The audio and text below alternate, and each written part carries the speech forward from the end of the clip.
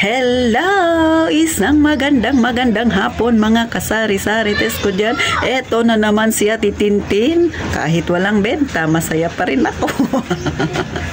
Kumusta ang tindahan ninyo mga kasari? So may nag-comment sa aking vlog nung nakaraan. Hindi ko matandaan kung ano yon. Pero ang sabi niya, sabi ni Ma'am Jocelyn Santiago, papaiksiin ko na lang yung tanong niya.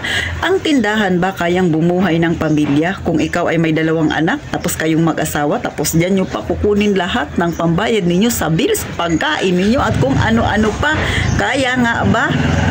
Ikaw na nanonood kay Ate Tintin na wala ka pang tindahan ngayon, nagbabala ka, makinig ka, sana ma-inspired ko kayo kasari. So eto ha, based ito sa experience ko tsaka sa experience ng kakilala ko 2 mga kasari.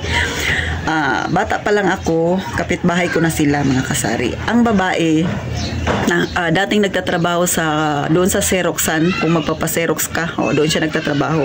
Ay gasino lang sinasahod noon, wala pa yun minimum. Yung asawa niyang lalaki ay dati pong kargador sa palengke. May isa silang anak, lalaki. Nagpaumpisa si Mrs. ng sari-sari store. Makalipas ang 1 taon, sinabi niya kay Mister, tumigil ka na sa pagtatrabaho mo. Tulungan mo ako dito sa tindahan. Ngayon, dahil parehas sila ng goal, parehas sila ng pag-iisip sa business, parehas silang kuripot, ang tindahan nila sisi malago na ngayon. Sabihin mo sa akin kung nagkamali ako sa aking mga sinasabi. Totoo, marami na silang napundar na lupa, mayroon na silang boarding house, nakatapos na rin ang kanyang anak, at ngayon, tuloy-tuloy pa rin ang tindahan nila. Sisi, nasa paghawak ng pera ng iyong tindahan yan. Kung parehas kayo ng asawa mo ng goal, kung parehas kayo ng pag-iisip tungkol sa pagninegosyo, uunlad ang negosyo mo. Next na halintulad ko pa, taga rito rin sa amin, Sisi ha? Silang 2, inspirasyon ko sila sa pagtitindahan kasi mga kapitbahay ko sila. Yung isang tindahan mga kasari ha, dati ang tinitinda niya ay uling. Yung kaklase ay yung kapatid niya kasing lalaki ay kaklase ko noong high school.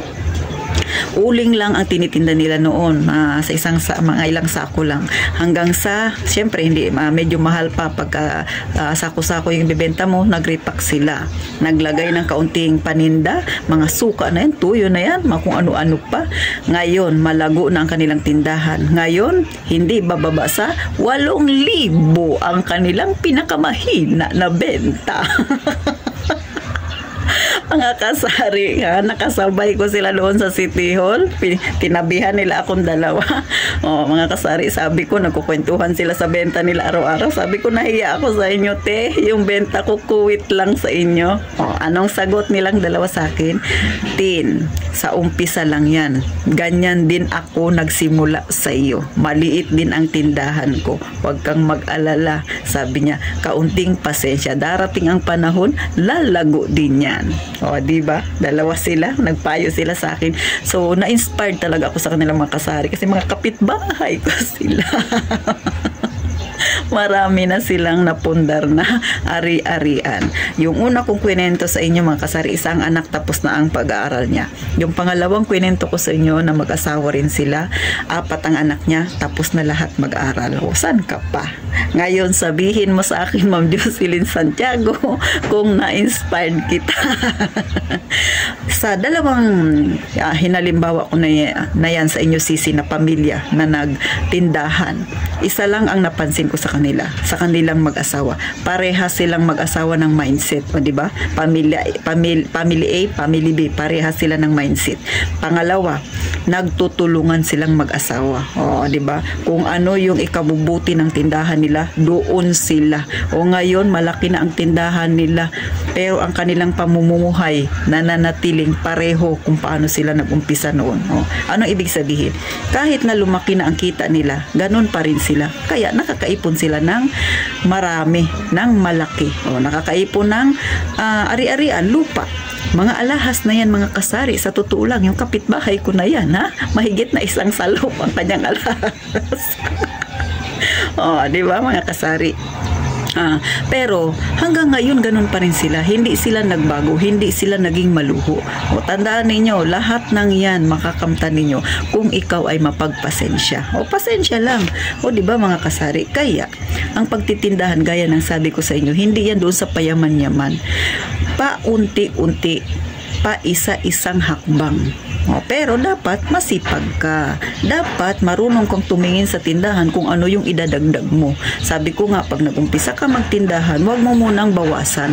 Hayaan mo muna siyang yumabong. At sa kinatapusan niyan, ikaw ang tutulungan niyan, sisi. O kagaya ngayon, di ba? O ang tindahan sa tutulang sisi, ako nagbabayad ako ng SSS. Ang SSS ko ay 700 ang binabayaran ko monthly. Dito ko kinukuha din ang pambayad sa ilaw. Tapos ang ilaw ko ay 2,000. Dito ko rin kinukuha yung pambayad ko sa tubig. At syempre dito ko rin kinukuha yung aking pangkain. Mga kasari So ito, sinishare ko lang sa inyo yung sarili ko experience at saka yung experience ng mga kakilala ko na hanggang ngayon ang kanilang tindahan ay nandyan pa rin, lumalago pa rin mga kasari. Kahit na yung mga anak nila nakapagtapos na silang mag-asawa, ganyan pa rin, nagtitindahan pa rin at patuloy pang lumalago. Pero isa lang napansin ko, nagumpisa sila sa maliit na sari-sari store, ngayon lumaki ang kanilang tindahan, pero hindi nila asin talagang pinalaki ng husto yung kanilang tindahan, yung tama lang. Pero punong-puno ng paninda. Pero naman ang ipon nila punong-puno rin at saka yung mga napundar nila.